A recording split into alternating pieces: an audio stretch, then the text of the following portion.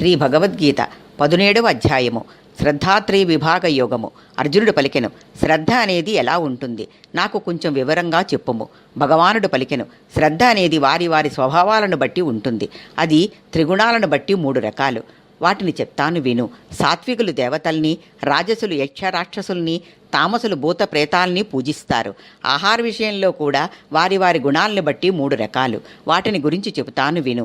ఆయువును, సత్వగుణమును, బలమును, ఆరోగ్యమును వృద్ధి చేసేవిను, రసము, చమురు కలవియును, హృదయానికి శాంతినిచ్చే పదార్థములు సత్వగుణం గలవారికి ఇష్టం.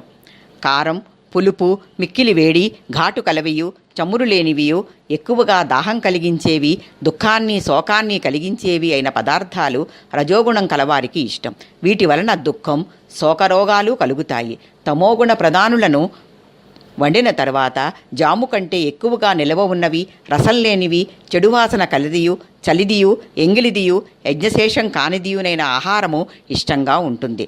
తపస్సులు 3 రకాలు. మనోనిర్మలత, క్రూరత్వం లేకుండా ఉండటం, మౌనం, మనోనిగ్రహం, నిష్కపట స్వభావం, మనసు సంబంధమైన తపస్సు అవుతుంది.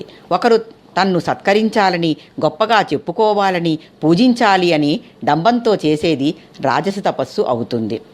దీని ఫలం స్థిరం కాక త్వరగా నశించిపోతుంది. తన శరీరానికి బాధ తెచ్చుకొని కానీ, ఇతరులను బాధ పెట్టే ఉద్దేశంతో కానీ, మూర్ఖపు పట్టుదలతో కానీ చేసేది తామస తపస్సు అవుతుంది. దానాలు 3 రకాలు. దేశకాల పాత్రలు నెరిగి చేసే దానము సాత్విక దానం అవుతుంది. ఫలాన్ని కోరుకుని చేసే దానం రాజసమవుతుంది. పుచ్చుకొని సత్కరించక అవమానించి ఇచ్చే దానం తామసమవుతుంది. ఇక పరబ్రహ్మనామం ఓం తత్సత్ అని 3 రకాలుగా ఉంటుంది.